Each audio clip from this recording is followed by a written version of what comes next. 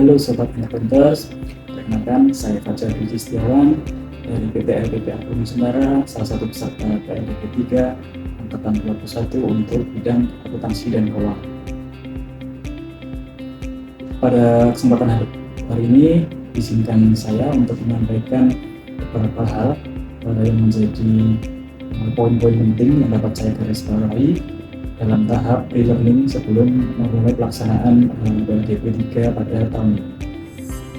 Jadi dalam pre-learning kali ini ada 3 modul yang mungkin dapat saya pelajari. Yang pertama mengenai kepemimpinan, yang kedua mengenai manajemen bisnis, dan yang ketiga mengenai fungsional. Untuk yang saat ini akan saya sampaikan adalah mengenai kepemimpinan. Dari yang saya pelajari bahwa ada 3 hal penting yang dapat mendefinisikan kepemimpinan. Yang pertama adalah sebuah hubungan individu, yang kedua adalah mempengaruhi, dapat membimbing atau mengarahkan, dan yang ketiga adalah mencapai tujuan. Kemudian ada beberapa kemampuan yang harus dimiliki seorang leader atau pemimpin.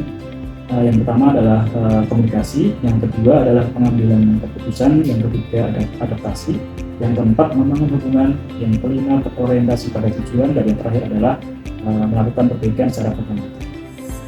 Tentunya 6 skill ini harus saya punya untuk membantu saya dalam menjalankan aktivitas di bagian SPI dengan level BPM-3 yang membawahi 3 seorang anggota, 2 junior auditor, dan yang 1 orang adalah admin audit. Dan untuk yang kedua adalah mengenai coaching and nurturing people. Jadi yang saya pelajari untuk bagian yang kedua ini adalah mana manusia merupakan suatu individu yang sejak lahir memang mempunyai sumber daya dan potensi yang sangat bermanfaat. Jadi memang sebagai seorang pemimpin diharapkan kita dapat memberdayakan atau mengeluarkan segala potensi yang ada pada bawahan ataupun pengikut kita. Ada 3 pengembangan yang dapat dilakukan seorang pemimpin. Yang pertama mengenai konseling, yaitu lebih kepada membantu individu lainnya dalam mengatasi masalah-masalah emosi ataupun psikologis yang terjadi di masa lampau. Sedangkan yang kedua adalah coaching, di mana coaching ini suatu mekanisme untuk mengantarkan seorang individu untuk mengeluarkan potensi yang ada demi memaksimalkan potensi ataupun mencapai tujuan ke depan agar lebih baik. Dan yang terakhir adalah mentoring. Mentoring ini lebih kepada transfer pengetahuan berdasarkan pengalaman dari mentor yang diberikan kepada penerima ataupun bawahan itu sendiri. Yang ketiga kaitannya dengan managing innovation.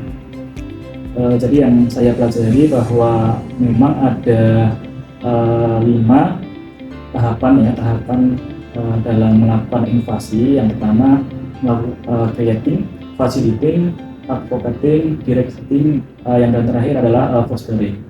Mungkin saat ini saya sendiri masih dalam tahap untuk yang ketiga adalah advocating, yaitu lebih kepada membina. Untuk creating dan facilitating saya kira pada akhir ini untuk mengatasi permasalahan yang ada di unit kerja SPI, saya sudah mencoba melakukan beberapa inovasi, utamanya tentunya terkait dengan digitalisasi proses bisnis. Kemudian untuk harapan saya mengikuti PLDP 3 akuntansi dan keuangan, yang saya harapkan nantinya adalah dapat meningkatkan kapasitas kepemimpinan saya, sehingga saya secara optimal dapat memberikan kontribusi untuk mendukung GRC ataupun governance, risk, and compliance, serta dapat mendukung keberhasilan transformasi PTPN secara grup. Demikian yang dapat saya sampaikan, kurang lebihnya saya maaf. Saya tidak sabar untuk dapat mengikuti kelas PLDP untuk mendapatkan ilmu pengetahuan yang baru. Sekian dan terima kasih.